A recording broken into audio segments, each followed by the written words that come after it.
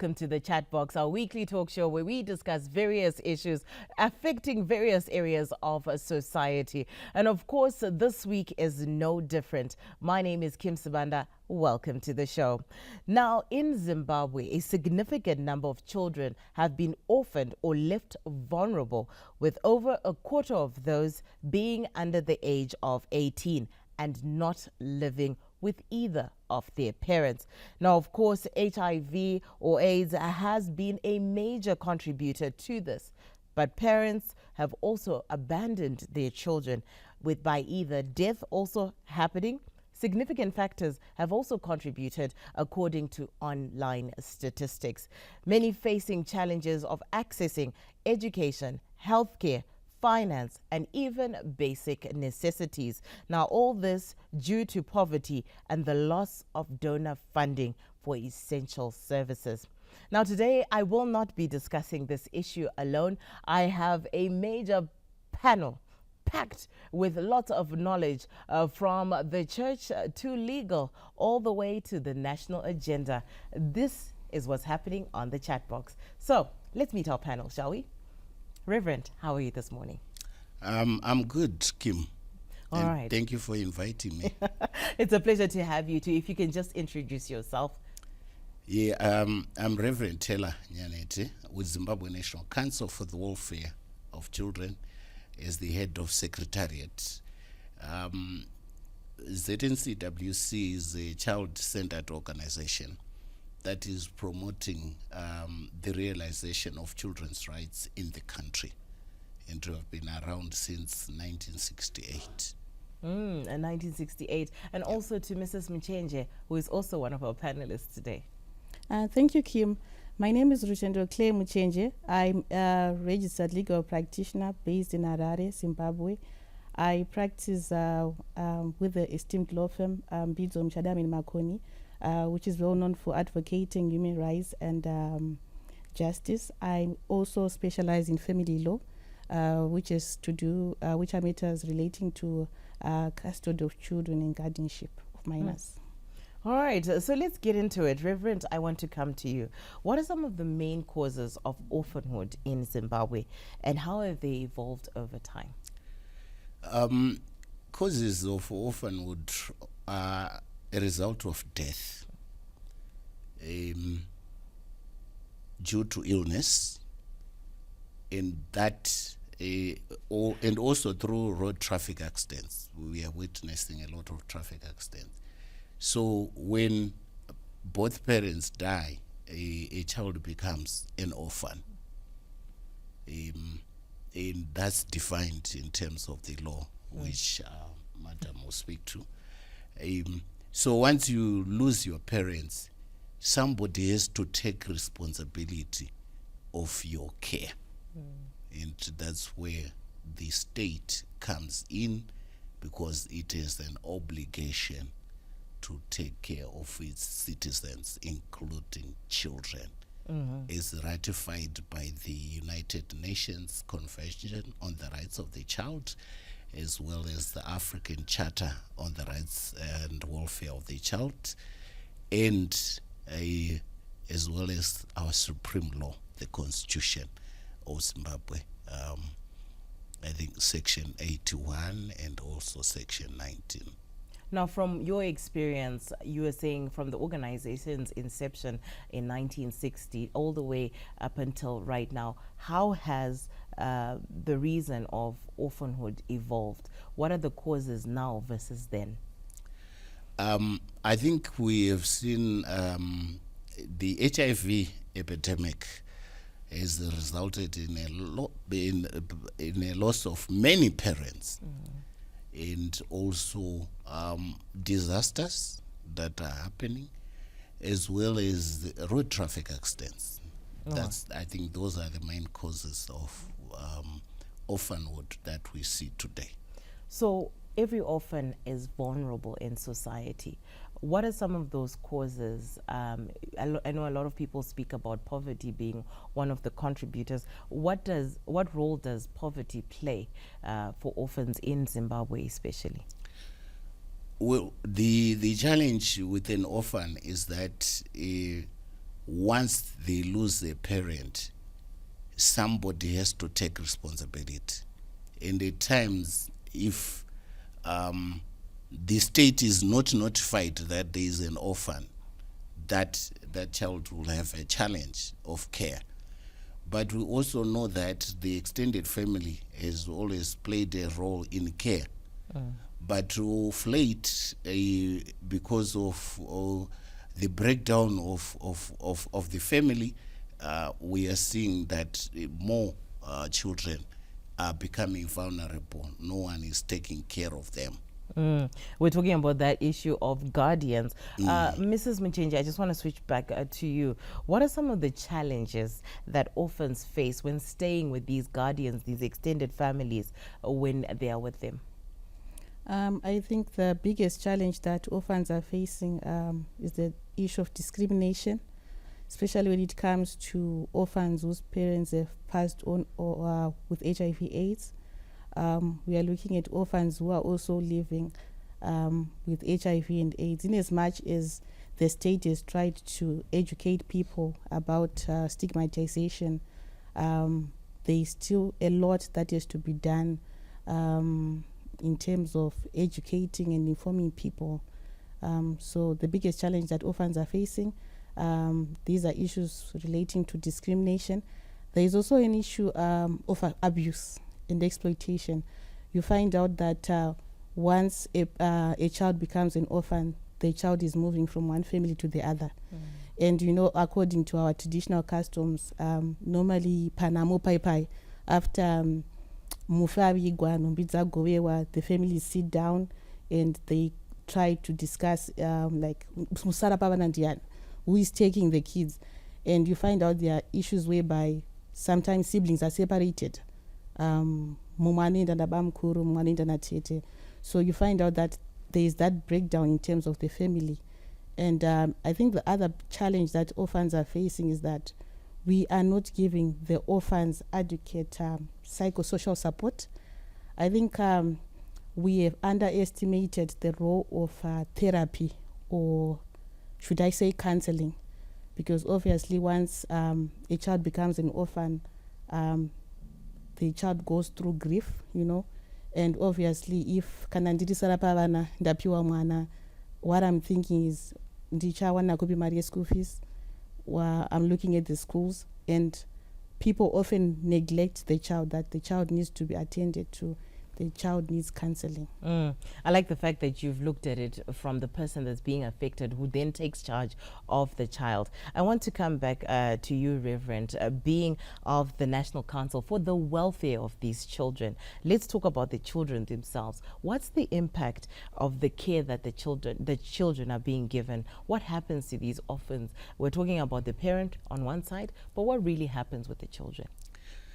Well, in terms of the child, you're aware that the state, through the High Court, which is the upper guardian of all children, whether they have parents or not, the High Court has that responsibility. So through that, then the government is also an agency responsible for child protection, which is the Department of Social Development within the Ministry of Public Service, Labor and Social Welfare. So once an orphan is noticed in society, the proper thing is to inform the state that there is now an orphan, so that responsibility is then taken. But on many occasions, as she has already explained, we tend to want to share among the extended family.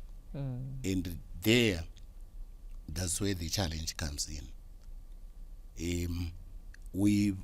People who are taking care of orphans already have their own children, which they are not adequately supporting themselves. So adding another member becomes a challenge, and that's where the abuse and vulnerability is noticed, and it increases, because well, as you say, I take care, but do you have the resources to do that?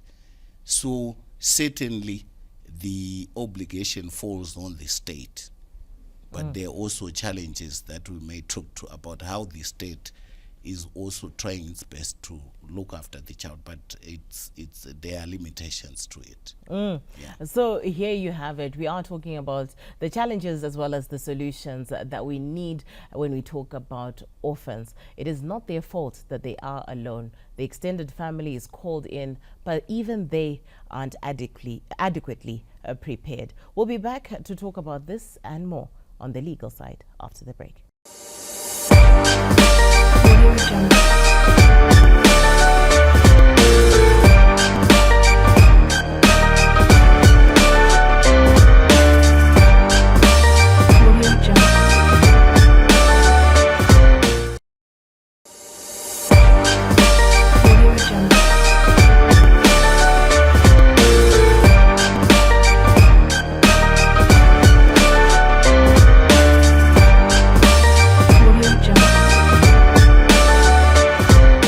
Welcome back to the second segment of the Chatbox, where we are discussing the role of society in protecting orphans.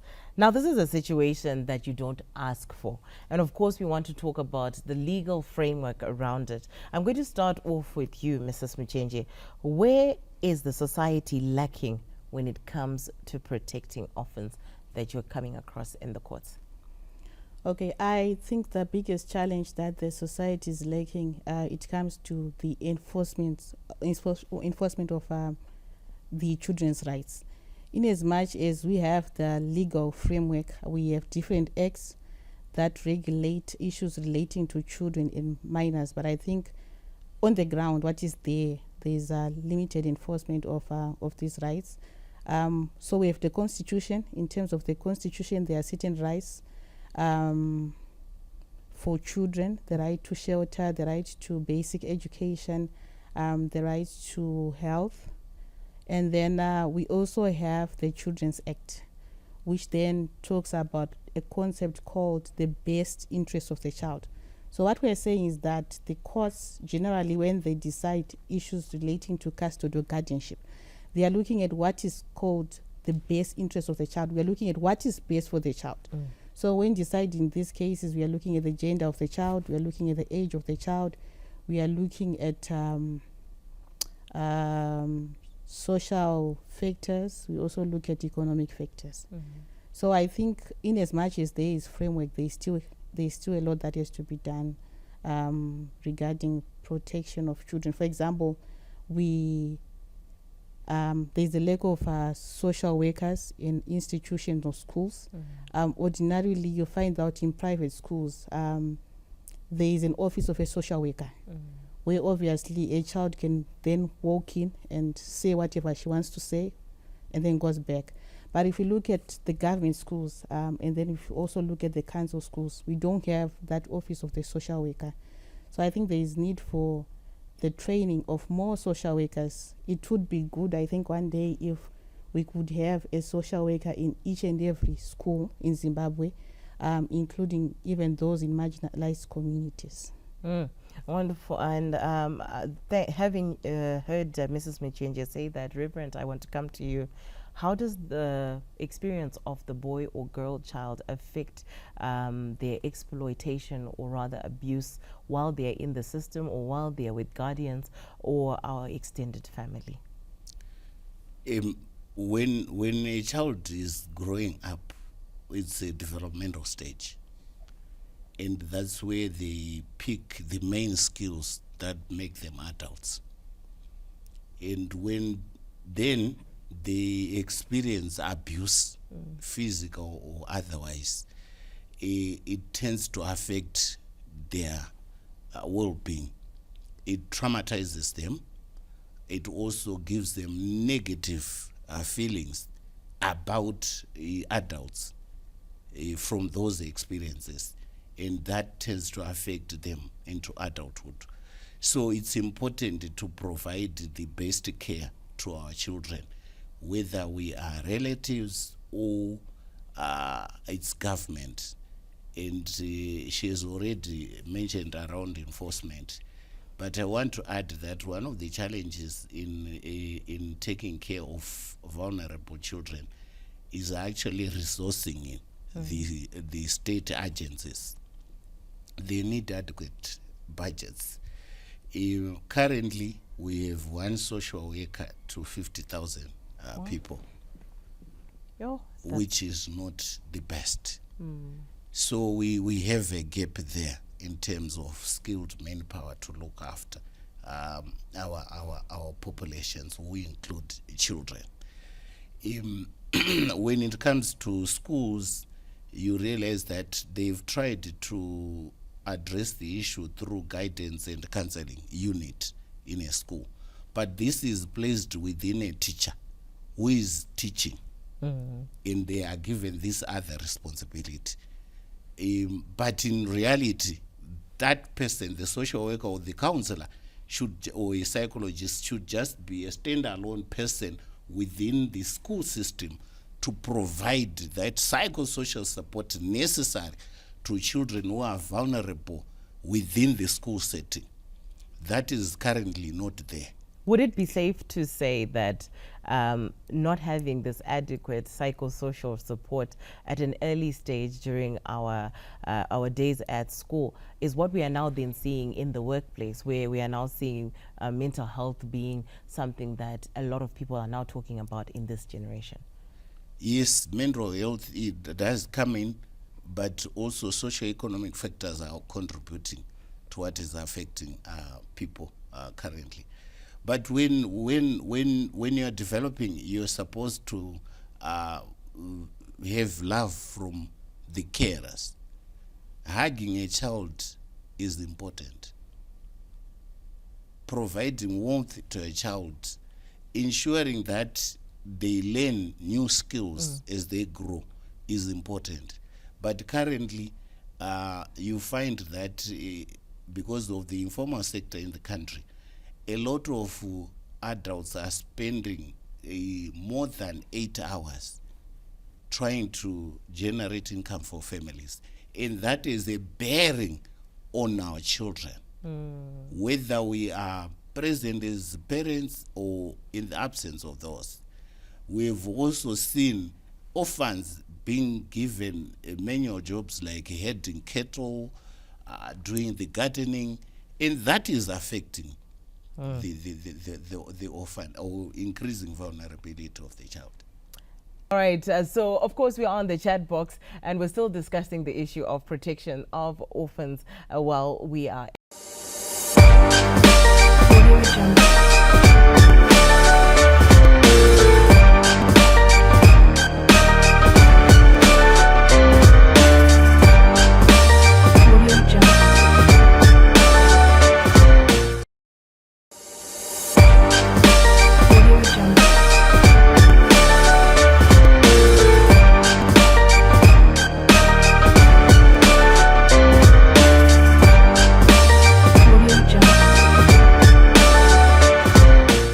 And of course, we're back right here on the chat box where we are having the conversation regarding the protection and the welfare of orphans. And of course, we are joined by Mrs. Muchenje, who is a human rights lawyer at large and definitely having a strong word to put into it. And of course, in this third and final segment, we are joined by our favorite panelist, that is Apostle Joe Daniels. How are you doing, Apostle? I'm all right. Blessed. And yourself? Very well. It's evident. So I was saying in the last segment that we are now finding a situation where we have challenges that were on TikTok the other day, and it was young boys saying to their fathers, "Hello, Dad, I love you." Sure, what's wrong? What do you want? And we were talking about how the system itself might have failed us. Do you think this is the case? Before I get to my question with you. Yeah, it is the case. I think I don't know what is it with us men.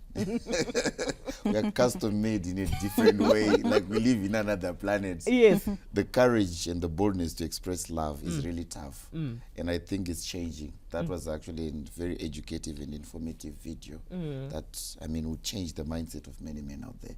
There's nothing wrong with telling someone I love you. Yes, because in the church, we tell each other every day, but course. I love you. I love you, Yeah, the Christ kind of love. Yes, and you should also tell fathers you love them. Yes. So I want us to speak to the role of the church when it comes to protecting orphans. What do you think that is? Yeah, God is a loving God. The whole idea of family started with God. You find that when you read the book of James, it talks about true religion, pure religion.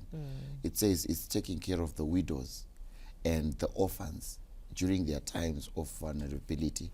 It says helping out the widows, helping out the orphans in their time of affliction, their times of struggle and distress is true religion. So it's actually a spiritual responsibility from God that is given to the church. Church is not just about preaching. Church is not just about fasting. It's also taking social responsibilities because we are the extension of God. We are the hands of God. We are the eyes of God. So when you do this, people say, praise be to God. Now that's talking about that role of Yeah, the church. yeah. But now let's talk about the actual structures of the families that attend the various churches. Yeah. How can they be strengthened so that they support orphans outside of what happens in the various institutions that are there for them? Okay, the idea is, church is a platform of teaching, equipping, helping people to know the mind of God. When you come to church, it means you acknowledge that there's a higher power. Kuna Mwari, wanda kuraramirwa, and there's a way yavanda utungochirarama. So this responsibility is not just for vana vatinogara now. You can actually extend it to people whom you are not related to, and also educate vanhu vari muchurch to know the importance of taking care of orphans. So you find that when you read the book, a certain verse in the Old Testament, don't afflict the orphans, don't afflict the widows, treat them well, because if you do that, the anger of God will be upon you. So when people come to church, we teach them also to take responsibility of orphans, the vulnerable, even if they are not part of their family setup. I don't know if that makes sense. All right. Bridging that gap. Yes, it does make sense. Rutendo and I were talking with the Reverend, and I was telling them, I'm an adult orphan. yeah. Am I allowed to say that? Yeah, of course. Of course. Me too, I'm an adult orphan. You're also an adult orphan. So I know what I'm talking. I know what you're talking about.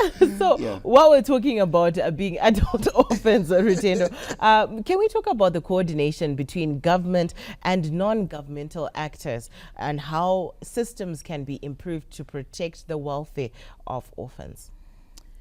I think there is a bit of a challenge at the present moment between the stakeholders, the government and the NGO. So we find out, like right now, there are a lot of NGOs that deal with orphans. You find out that they have their own programs which they are doing, which have nothing to do with government. And then government is also running its own programs. I think there is need for both stakeholders, the government, the NGO, as well as the community to come together and find ways in which orphans can be protected rather than each organization working on its own. So I think there is really need for us to put more work into that.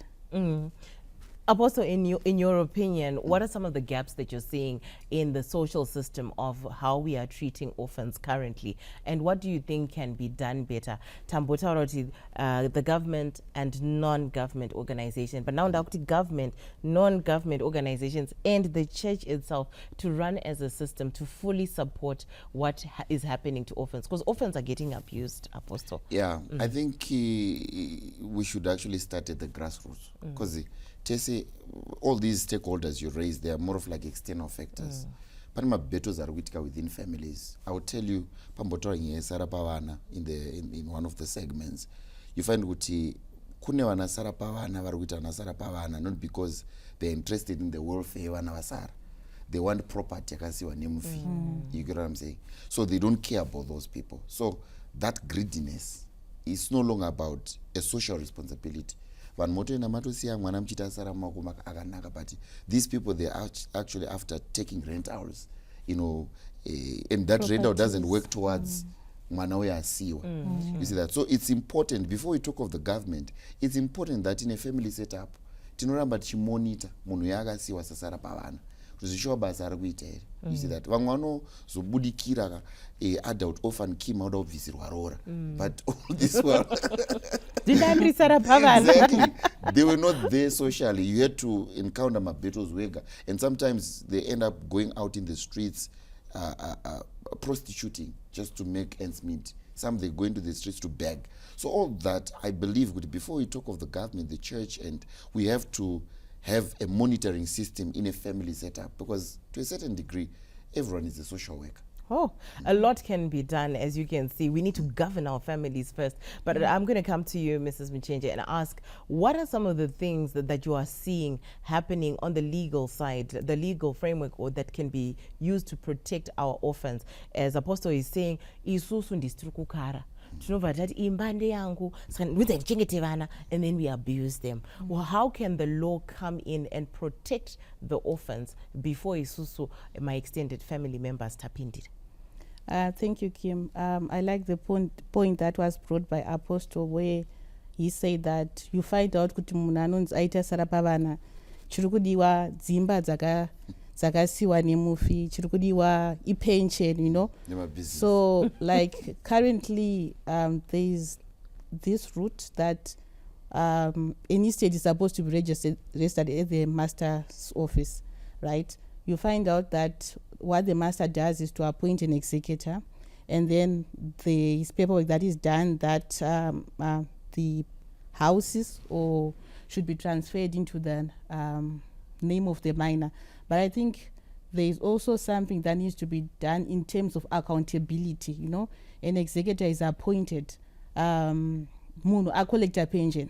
Zimba ziri collector ma rentals, but is the state then going a further step? Is it looking at that whole aspect yekuti munhu mufi angasiya dzimba too? We are looking at the welfare of the orphan. We are looking at the school where the orphan is going. School fees ikutombobhadharwa here, you know. So I think there is need for maybe a change in the framework to ensure that the orphan is protected. We need to look at it so that we ensure that the orphan is protected. I remember kudara kwainzi my trust fund babies.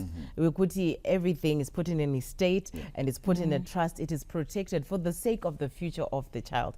So Apostle, I'm going to come to you to just wrap up. What do you think should be done to enforce what she's saying? The state should, of course, be looking at going to follow up my executor, my trust Ivana. But how can society also act as a guardian to follow up in these systems? Yeah, chinhu chakakosha kuti as families, not just families, neighbors, church, we have a good rapport with the church members to really find out. One terrible vulnerability that can take place, mwana anogona kurepwa over threaten wanzi ukangotaura chete uri kubva panapa, and mwana he doesn't know my rights at times, so anonyarara but already atu affected. So at times you find there's not an external actor who may be a teacher at school or the church or anybody, and will not know the way things are happening there is not proper and help the situation.